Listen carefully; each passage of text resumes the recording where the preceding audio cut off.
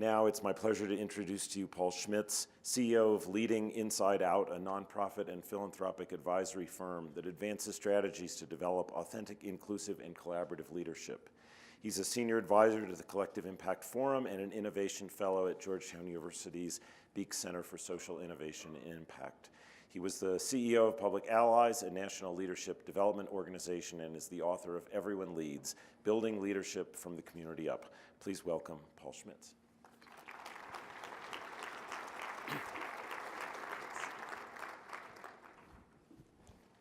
So it's fun following all of that. On a long morning where I've drank, I think, 3 gallons of water so far.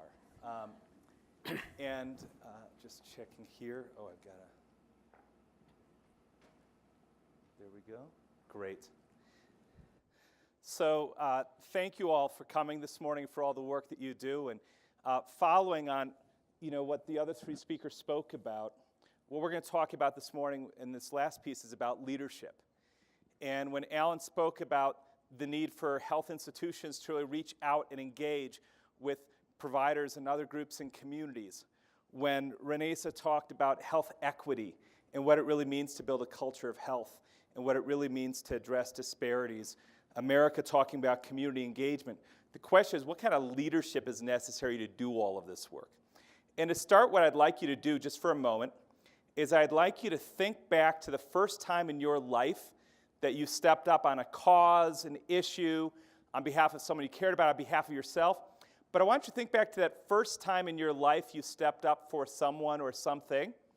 And I'd like you to turn to a partner, and I'd like you to share that story with each other. We're just going to take a few minutes for this, but I'd like you to share the story with each other. Think back as early as you can, the first time you stepped up for someone or something. Thank you.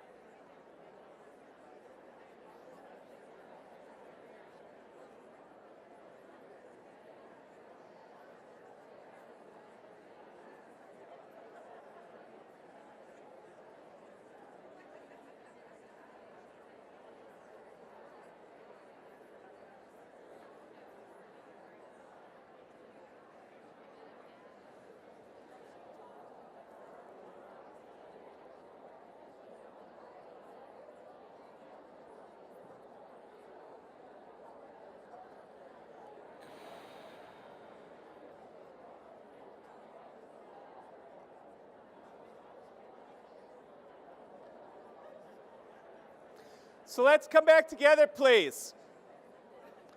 So I like to start with that question. Thank you. So I like to start there because when I talk about leadership, I talk about this concept of everyone leads. And it doesn't mean everyone should be in charge at the same time. What it does mean is that leadership's a muscle. And like every other muscle in your body, it only gets stronger with exercise and practice. And that first time we step up, whether it's stepping up to a bully when we're a child, or stepping up to serve somebody, or stepping up because of some social injustice, or whatever it is, that's when we start building that muscle. And the important thing is everyone has it. And the goal of any organization or community or social change effort is how do you build the collective leadership muscle of organizations and communities to solve problems. I want to open with a couple stories that kind of, for me, help me think about how I came to think about leadership the way I do. And the first is Biz Nesh Talbot Scott. Biz was an 18-year-old single mother. She was at community college. She was on public assistance. She had a 3-year-old son. And she said that at this point of her life, she knew she was smart, but had no idea of her potential. She came to Public Allies, which was a grassroots leadership development program. Whoops. Darn it, it keeps trying to get on the Wi-Fi. It's a good story. But I'm just going to fix that.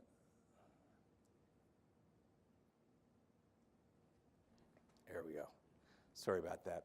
So Biz came to our program. She ended up working at an after-school program in her community. Recommitting to her own education, she went on to Marquette University in Milwaukee, Wisconsin, went to University of Michigan Law School, made law review, clerked for a federal judge, began a career in Washington in law, all while raising her son, and most recently was director of presidential personnel at the White House. Most people wouldn't look at a single-teen mom in community college and think there's a White House lawyer. Peter Hoffel's a different kind of story. Peter was 27 years old. He had gone to college. He got a philosophy degree, which meant he was working at a deli, and had really cool sandwich names. And Peter describes himself as someone who's talked a lot about social issues with his friends at night in politics, but never thought he could do anything about it. And one day someone came and asked if they could hang a poster for Public Allies at the deli, announcing that we were hiring young people who were passionate about making a difference to help them begin careers working for social change. And the first thing he did is he tore down the poster because he didn't want anyone else to know about it so he could get in. And Peter ended up working at a legal action organization. And there he began working with people with disabilities. And he found he had a passion for that population. Today, he's the CEO of NAMI of Greater Milwaukee, the National Alliance of Mental Illness, and one of our state's top disability rights advocates. And again, most people wouldn't look at someone making sandwiches at the deli and think there's a leader we need. I had the joy in my organization for 20 years that that's what we did. We looked for leadership where no one else looked. And we found just incredible leadership potential throughout our communities and had the joy of building over 6,000 leaders across the country with stories like these, people who'd never thought of themselves as being leaders in their communities. And again, it showed us that leadership is something that can be developed. It's a muscle that everyone can grow. The reason why I'm so passionate about it is that was me. It's the pre-bow tie era. I was someone who grew up struggling with addiction and depression. I was institutionalized in my teens. I was homeless when I was 18. And I went to college through a state program in vocational rehabilitation. Later, I didn't go to college after high school, but I was someone who was a product of social services. And as my life progressed and things started to go well, I think it was natural for me. I felt a responsibility I had to help others because so many people had helped me. And I was looking for a way to do this, and I ended up, I was at the University of Wisconsin in Milwaukee, and I got sponsored to go to this conference in Racine, Wisconsin, and I sit down next to this woman, and she told me she had just started this nonprofit called Public Allies that was going to find young people and help them begin careers in social change. I said, that's exactly what I want to do. How can I do it? She said, why don't you start one in Milwaukee? And I said, okay, and with all the experience I had as a gardener, a telemarketer, an insurance agency, and a former drug dealer, I decided I'd start a nonprofit organization. And it's had a lot of ups and downs along the way, but I would never imagine that I'd eventually be an advisor to the President of the United States, or that I'd be an author, or doing all these other things that were inconceivable at the time, or building this network of over 6,000 leaders across the country. And the way that we think about leadership is based on 3 ideas. The first is that leadership's an action everyone can take, not a position few people can hold. When you shift your thinking from the noun to the verb, you really open up the possibility of who can participate and what it means. The second is the core act of leadership. What is leadership? It's an act of responsibility. It's stepping up and saying, I'm going to own a result. I'm going to make something happen. I'm willing to do what I have to do, learn what I have to learn, work with whoever, but I'm going to get this done. Leadership, in essence, is an act of responsibility. But I would argue the secret sauce of leadership is about values. Because when you think about the best people you've worked on teams with and the worst, the best boss you've had and the worst, it's usually not how smart they are. It's about whether they practice what they preach, whether they consider other points of view, whether they delegate responsibilities, all of these other things that are about values. And yet, when we build leadership, we often only focus on skills. And that's what I want to focus on today. But I want to first take this idea of leadership as an action and kind of building on America, so thinking about it as a collective action. And I want to tell a story that you all know, but I want to tell it to you in a way you haven't heard it before, possibly. And it's a story of Mrs. Rosa Parks and the Montgomery bus boycott. Now, Mrs. Parks was a lifelong radical. She had gotten into fights as a child when people mistreated her, and she always stood up for herself. In 1932, she fell in love with her husband, Raymond, who was a barber, because of his activism in something called the Scottsboro 9 case. 9 young men had been falsely accused of rape, and at that time, the Communist Party of America financed their criminal defense, and there was a community organizing effort, and her husband became an organizer in that effort. And she said he was the first man radical enough for her to marry. Then in 1942, she and her husband attended their first NAACP meeting. Now, the NAACP was really seen as the place where the professional class of African Americans met, the more elite class. And she and her husband didn't think it was for them. But at that meeting, E.D. Nixon was running to be president of the NAACP chapter. He was a porter on trains. He was a member of the Brotherhood of Sleeping Car Porters Union. And he was the first working class person ever to be elected president of a local NAACP chapter. And they go to the meeting, and no one runs to be secretary of the chapter. And she's the only woman at the meeting. So she gets railroaded in to becoming secretary of the NAACP chapter. Now, that's a position she held for 12 years, including 4 as state secretary. In that role, it was her job to capture and document all of the stories of discrimination and mistreatment in the community. So think about that for a moment. For over a decade, she was the community's repository for all the stories of abuse and mistreatment and discrimination. Through the NAACP, she went to trainings in Florida and Georgia by the master organizer, Ella Baker, who was head of the National Field Division of the NAACP and had been building leaders throughout the South for years. And Ella Baker began mentoring her. And one encouraged her to create a youth council in Montgomery, which Rosa Parks did, which met every Sunday at her church, in which she worked with young people from Montgomery to stand up to segregation. Then one day she was working in her role as a seamstress for Clifford and Virginia Dewar, who were the town's leading white liberals. Clifford had been a New Deal lawyer in the Roosevelt administration who'd moved back to Montgomery, and Virginia an activist. And they were talking to her about her NAACP work when they suggested that she go to the Highlander Folk School in Tennessee, which ran trainings among around diverse groups of activists from the South in nonviolent civil disobedience. And Virginia Dewar went and raised money among her neighbors and friends to sponsor Rosa Parks to go, and actually took the bus with her there to make sure she got there safely. While at Highlander, Septima Clark and Miles Horton also became mentors of hers. They were the leaders of the Highlander Folk School, and they trained her and they worked with her in this environment, and it had a profound impact on her life. She said it was the first time in her whole life she was in a multiracial community where everyone was treated equally. It had a big impact on her thinking.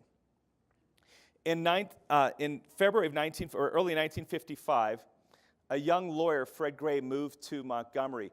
He was the second African-American lawyer in Alabama and the first in Montgomery. He was 24 years old. Rosa Parks took him under her wing, and every week she would have lunch with him, and she would bring him these cases she'd been documenting to see which of these cases could be turned into civil rights cases. Then in February of 1955, Claudette Colvin, age 15, and a member of Rosa Parks' Youth Council, refuses to move to the back of the bus in Montgomery and is arrested. How many people have heard the name Claudette Colvin before? Just a few.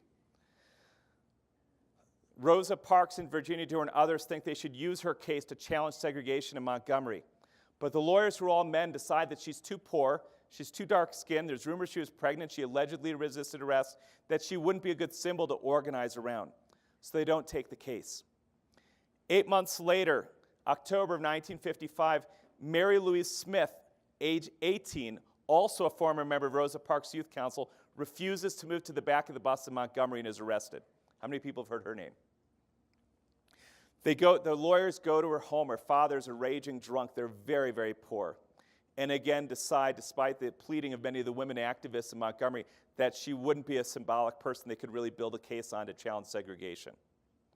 2 months later, December 1st, 1955, on a Thursday night, Rosa Parks refuses to move to the back of the bus and is arrested. It was the second time she'd been thrown off the same bus by the same bus driver, by the way. I just need to note at this point that on the 100th anniversary of her birth, the White House proclamation called her an accidental activist, and the New York Times obituary said she inadvertently started a movement. How accidental does she sound at this point? So Clifford and Virginia Dore and Edie Nixon go to get her out of jail, and they go back to their home and for the next few hours talk about the idea of Rosa being willing to be the case they would take on to challenge segregation in Montgomery. And Rosa and Raymond know they'll lose everything if they do this, and they did. They lost their jobs, they lost their home, they lost everything. But they make the courageous choice. And Edie Nixon then calls Fred Gray and asks him to represent his friend Rosa Parks. And then he calls Joanna Robinson, who headed the Women's Political Council in Montgomery. This was an association of African-American professional women. And for 2 years, they had been calling on the NAACP to organize a bus boycott. And so he says, we're going to start a bus boycott on Monday, go. And so Joanna Robinson, who's a professor of English at Alabama State College, a historically black college, goes there and overnight prints 35,000 flyers. Now imagine if I gave you that task today, get 35,000 flyers by the morning, you'd tell me I was crazy. This is 1955 technology. She made 35,000 flyers. The women from the council met her the next morning, and they fanned every bus stop in Montgomery with flyers announcing the boycott would begin on Monday. Then Edie Nixon called Ralph Abernathy at First Baptist Church, who's really kind of the leader among the pastors in Montgomery, and says, I'd like you to pull all the pastors together Friday afternoon for a meeting, so on Sunday they'll call on the pulpit for a boycott. And he says, well, I've got this idea. There's this new pastor in town, and no one knows him. Let's do it at his church, because if he gets run out of town, no one will notice. And that is literally what happened. And they met at Dexter Avenue Baptist Church, where the 26-year-old Martin Luther King was the new pastor. And the pastors were all older, were impressed by the young man. But they all agreed that they would call on for the boycott together. One white pastor attended that meeting, Robert Grates, who happened to be Rosa Parks' pastor. His home was bombed a few weeks later in retaliation for his attendance. Then that Monday comes and no one rides the buses. Everyone marches. And they have a mass meeting that night at the church to decide what they're going to do. And the church is filled with people, and there's people all outside. And the community votes that they want to continue the boycott. And they create an organization called the Montgomery Improvement Association to kind of organize the boycott. And Rufus Lewis was a business owner in Montgomery who was college educated, and he hated Edie Nixon. He was his rival. He had lost elections to him to run the NAACP. And Lewis was college educated, he was a business owner, and he couldn't believe he was losing to a working class, uneducated man. And he didn't want Edie Nixon to run the Montgomery Improvement Association, but knew he couldn't. So he gets before the community and says, we need someone who has no factions or alliances, who's completely neutral in this community to run this effort.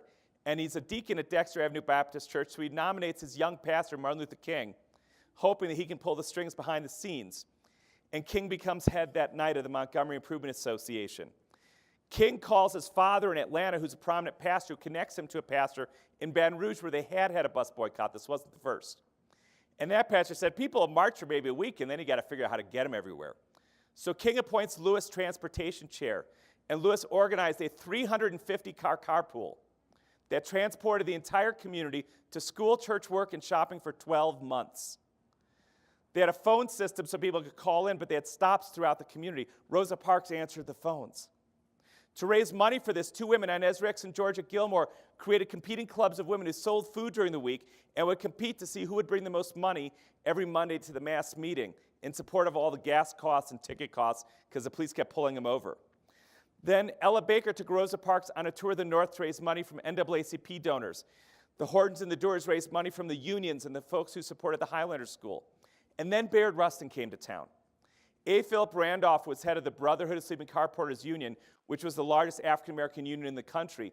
And he was really the dean of civil rights leadership in America in the first half of the 20th century. And his master organizer and strategist was Bayard Rustin. But Rustin was a controversial figure. He had been the campus organizer for the Communist Party in the 30s.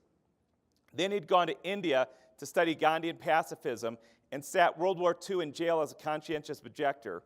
And he was an openly gay black man in 1955. So he was truly an outsider. he goes down to Montgomery, and he hears about this young pastor, and he goes to King's home, and King has a man on the front porch with a shotgun, a man on the roof with a shotgun, and Dr. King is carrying a sidearm. And Rustin talks to him, and King had actually applied to the governor of Alabama for a concealed carry permit after his home was bombed. Rustin sits down with him and talks with him and Nixon about the idea of using this campaign to mount a Gandhian civil disobedience effort. And Rustin suggests the first thing they do is get rid of all the guns. At that point, when they marched, most of the marchers carried guns. And the second thing he says is 85 members of the Montgomery Improvement Association have been indicted. I want them all to put on their Sunday best, march down to the jail, and turn themselves in, which they did. And that really began the civil disobedience of the campaign. Rustin, because they were worried this guy with this thick Jamaican New York accent who's very controversial to be found, he moves into a hotel room in Birmingham where for the next year, every single day, he counsels and coaches Dr. King on every step, and for the next 12 years.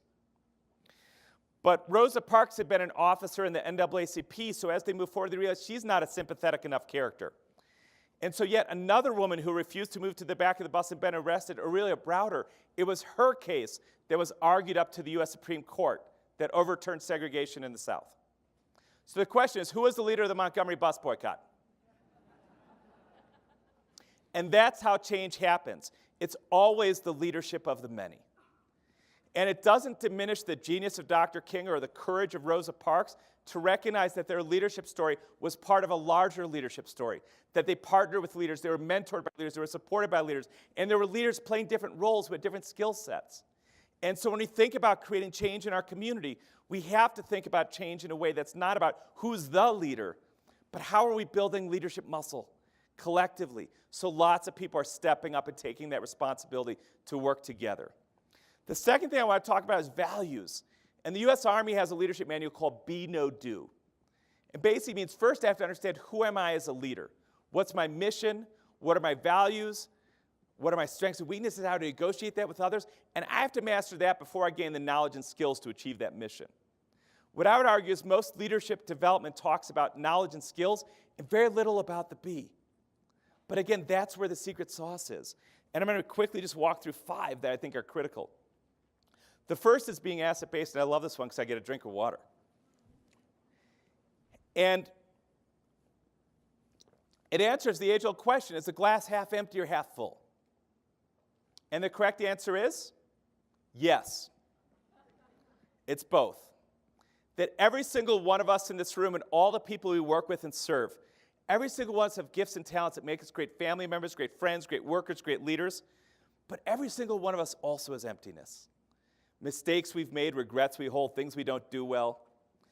But service is often about people who've been defined as full, going into communities that have been defined by their emptiness, to help people who've been labeled for their emptiness with the notion that our job is to fill them up with some of our fullness. We think that at best is arrogant and at worst oppressive. We think that leadership requires one, even when staring into a community's emptiness or an individual's emptiness, to find the fullness. To never label somebody by the biggest mistake they've ever made or the worst thing they've ever done, because none of us wants to be labeled that way. That our job is to find and define and see that fullness and build on that. When you think about your closest friends know your emptiness more than anybody. But the reason why you can share that emptiness with them is you know no matter what you share with them, they'll always see you as full. And yet when we serve people in communities, we build relationships based on defining and labeling them from their emptiness, and then we expect them to trust us, to work with us.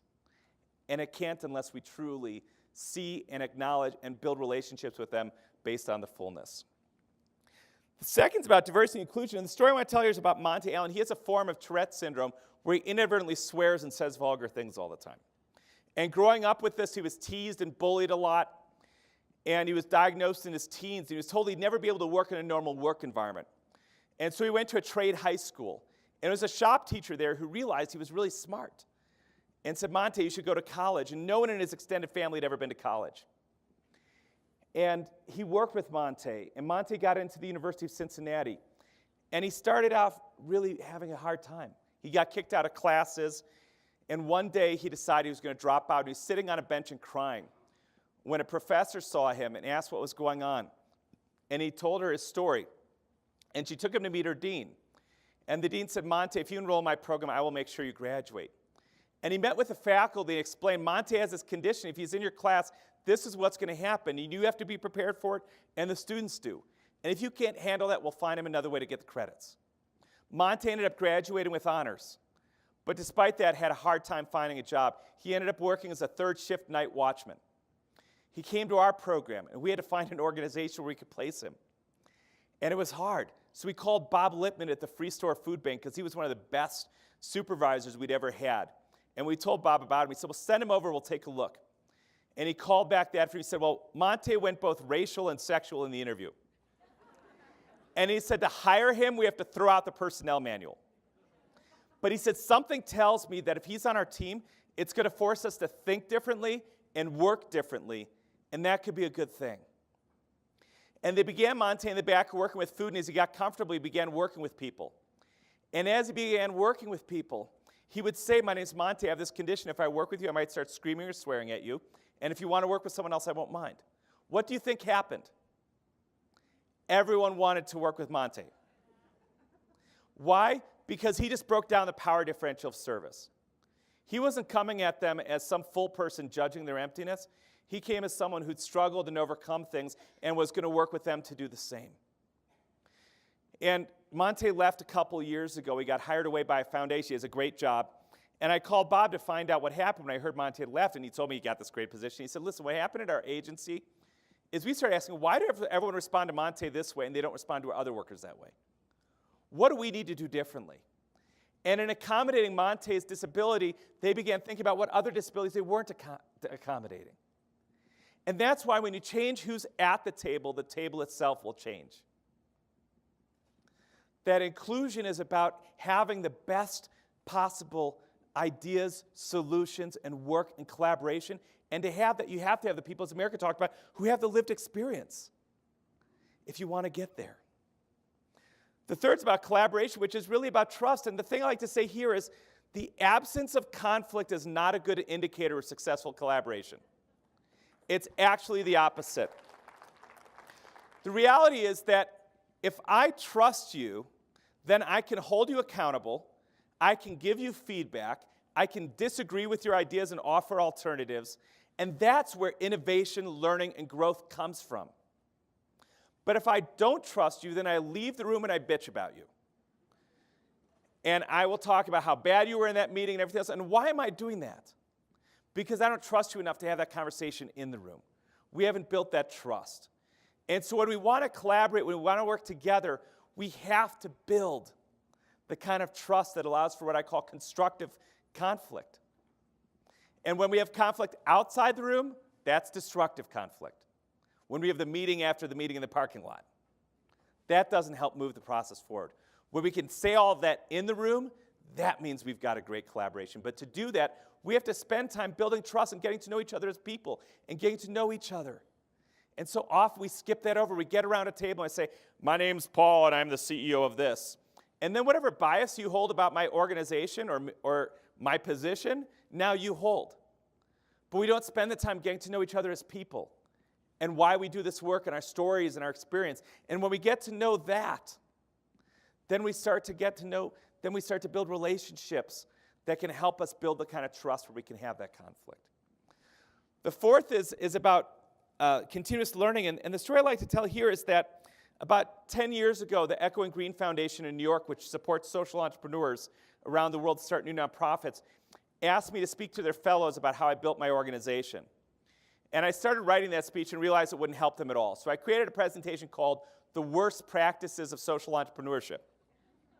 And in it, I cataloged the 10 biggest mistakes my organization made in our first decades, the 10 things I'd do over if I could.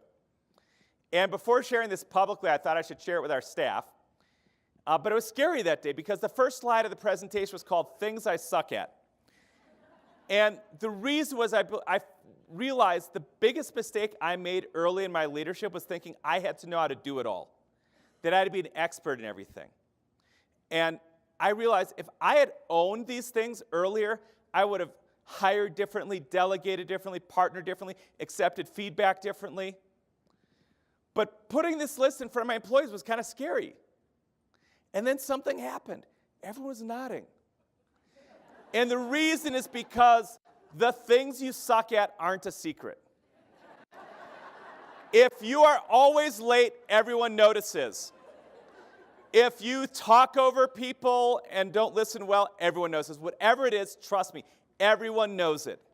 And the energy we put into defensiveness around it is the biggest trust killer there is. Because why are we having that conversation after the meeting about the person in the meeting? Because we can't say it to them. Why can't we say it to them? Because they don't own it. So the old Paul, in the 1990s, let's say, you would say, my development person would say, Paul, there's this donor coming next week. It's really important. We really need you to get there 15 minutes early. I'd be like, what do you say? You say I don't know that? Of course I know that. What, you think I don't know what I'm doing? That's how I would have responded, like, early on. Post, like, owning it, when they said it was like, got it, I will make sure, I promise you, I will be there early. But when we don't own these things, then what happens is people only can talk about it without us. And it's much better when we create the space for people to talk about it with us. And to do that, we have to own these things. And again, we have to own our assets as well. And we have our roles. We're in these rooms because of those. But none of us has the full package. It's why we need to collaborate. It's why we need inclusion. It's why we need to